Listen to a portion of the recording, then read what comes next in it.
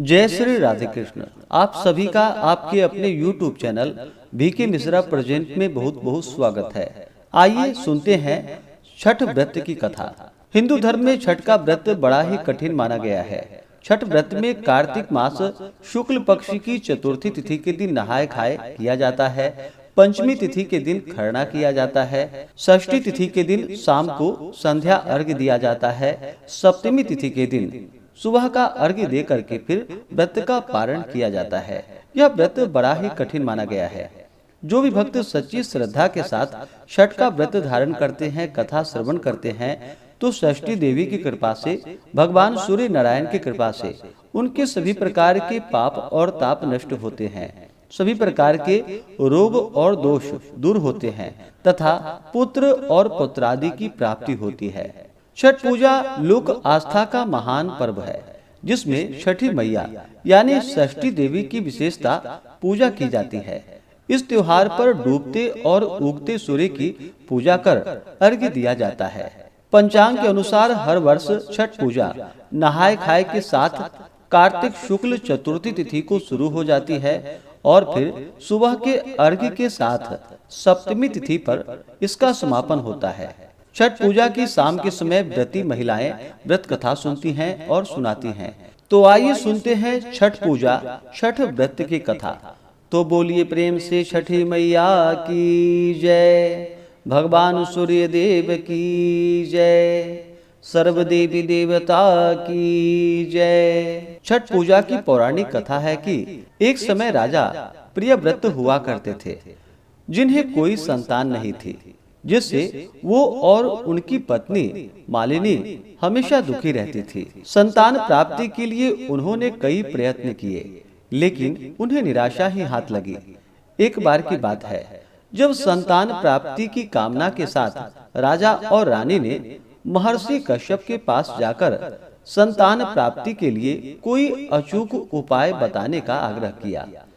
महर्षि कश्यप ने राजा प्रियव्रत और रानी मालिनी की संतान प्राप्ति की इच्छा पूर्ति के लिए यज्ञ का आयोजन किया। महर्षि कश्यप ने यज्ञ आहुति खीर बनाई और आहुति के बाद बची खीर को प्रियव्रत की पत्नी मालिनी को खाने के प्रसाद के रूप में दे दिया। खीर के प्रभाव से रानी गर्भवती हो गई, लेकिन 9 महीने बाद रानी ने एक मृत पुत्र को जन्म दिया जो मरा हुआ था। ऐसी स्थिति में राजा रानी और अधिक दुखी हो गए। अंत में अपने मृतक पुत्र को लेकर राजा प्रियव्रत शमशान में गए और पुत्र वियोग में अपने प्राण त्यागने का निर्णय कर लिया। जैसे ही राजा ने प्राण देने की ठानी, वैसे ही शमशान में एक देवी प्रकट हो गई और राजा प्रियव्रत से कहा कि हे राजन, मैं ब्रह्मा की पुत्री देवसेना हूँ। मेरा सृजन सृष्टि के मूल प्रकृति के छठे अंश से हुआ है, जिसके कारण मैं षष्ठी कहलाती हूँ। देवी ने आगे कहा कि तुम लोग अपने प्राण क्यों त्यागना चाहते हो। तब राजा ने अपनी स्थिति के बारे में देवी को सब कुछ बतलाया।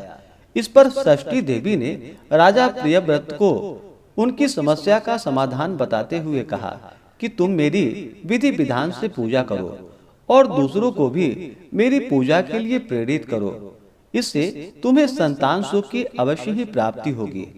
राजा ने देवी के कहने पर कार्तिक शुक्ल की षष्ठी तिथि पर व्रत रखा और षष्ठी माता की विधि विधान से पूजा अर्चना की और अपने आसपास के लोगों को भी छठी माता का व्रत रखने के लिए प्रेरित किया।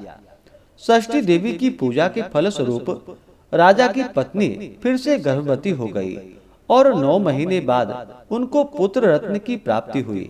इस तरह हर कार्तिक शुक्ल की षष्ठी तिथि पर छठी मैया की आराधना की जाती है और व्रत का संकल्प लिया जाता है।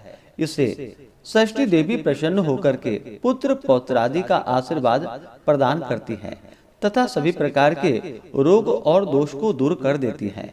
तो बोलिए प्रेम से छठी मैया की जय, सूर्य नारायण भगवान की जय, सर्व देवी देवता की जय। तो आशा करता हूँ कि यह जानकारी आपको अच्छा लगा हो। इसी प्रकार से ज्ञानवर्धक जानकारियाँ प्राप्त करते रहने के लिए व्रत पूजा के बारे में जानने के लिए, कथा को सुनने के लिए चैनल पे अगर आप पहली बार आए हैं तो चैनल को लाल बटन दबा करके सब्सक्राइब करें, साथ में बेल आइकन घंटी को दबाएं ताकि आने वाली वीडियो का नोटिफिकेशन आपको समय से मिलता रहे।